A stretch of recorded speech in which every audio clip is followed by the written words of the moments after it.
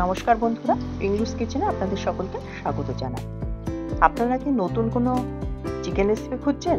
চলুন, আজকে আমি শেয়ার করব সেরকম একটি রেসিপি। এখানে চিকেন ভালো করে ওয়াশ করে আমি জল পুরো ঝরিয়ে রেখেছি, একটু জল থাকলে হবে না। এখানে লবণ দিয়ে দিয়েছি আর লেবুর রস দিয়েছি, দিয়ে ম্যারিনেশন করে ভালো করে মাখিয়ে এটা ম্যারিনেশন করে আমি 1 ঘন্টা বা আধ ঘন্টার জন্য রেখে দিলেই হবে। এখানে রসুন নিয়েছি, কাঁচা লঙ্কা নিয়েছি, ধনেপাতা নিয়েছি আর রোস্ট করা কিছু বাদাম নিয়েছি, যে বাদামের খোসাটা ছাড়িয়ে নিয়েছি রোস্ট করার পর। এগুলো আমি একটা পেস্ট বানাবো, তবে পেস্টটা হবে কিন্তু একদম খোঁচা খোঁচা ধরনের পেস্ট হবে। এটা আমি ড্রাই রোস্ট করে নিচ্ছি। এটা একদম তেল দেবো না, তেল ছাড়া ড্রাই রোস্ট করে আমি উঠিয়ে নিচ্ছি। এগুলো সব একসঙ্গে পেস্ট করে নিচ্ছি। দেখো, পেস্টটা দেখেই বুঝতে পারছো যে পেস্টটা কিন্তু একদম ফাইন পেস্ট হবে না, একটু দানা দানা পেস্ট হবে। নাই কুটে নিতে হবে, নাই মিক্সি জারে দিয়ে একবার দুবার ঘুরিয়ে নিতে হবে। এখানে তেল দিলাম, তেল দিয়ে আমি জিরে দিয়ে দিচ্ছি, 2টো তেজপাতা দিয়ে দিচ্ছি আর দিচ্ছি 2টো লবঙ্গ।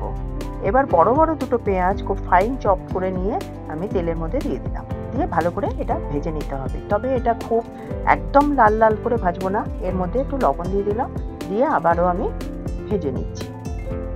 দেখো, ভাজাটা হয়ে গেছে। এবার ম্যারিনেশন যে চিকেনটা আধা ঘন্টা হয়ে গেছে, আমি এবার এর মধ্যে দিয়ে দিচ্ছি, দিয়ে পেঁয়াজের সঙ্গে ভালোভাবে এটাকে নাড়িয়ে চাড়িয়ে এটাকে সুন্দরভাবে কষিয়ে নিতে হবে।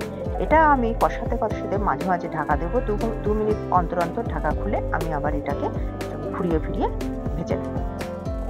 এইভাবে আমি আবারও এখন ঢাকা দিয়ে দেবো। ঢাকা এবার খোলার পর দেখো একটু একটু তেল বেরিয়েছে। এবার থেঁচা মশলাটা দিয়ে দিলাম। আমি আজকে বানাবো চিকেন থেঁচা, তার জন্য মশলাটা দিয়ে ভালোভাবে চিকেনের সঙ্গে একদম ঘুরিয়ে ফিরিয়ে কষিয়ে নিতে হবে। খুব ভালো করে চিকেনের সঙ্গে মিশিয়ে নিতে হবে। এটাকে মেশানোর পর আমি আবার ঢাকা দিয়ে দেবো। ঢাকা দেওয়ার পর দেখো জল বেরোবে। এবার দেখো কতটা জল বেরিয়ে গেছে, মশলার জল আছে আর চিকেনেরও জল আছে।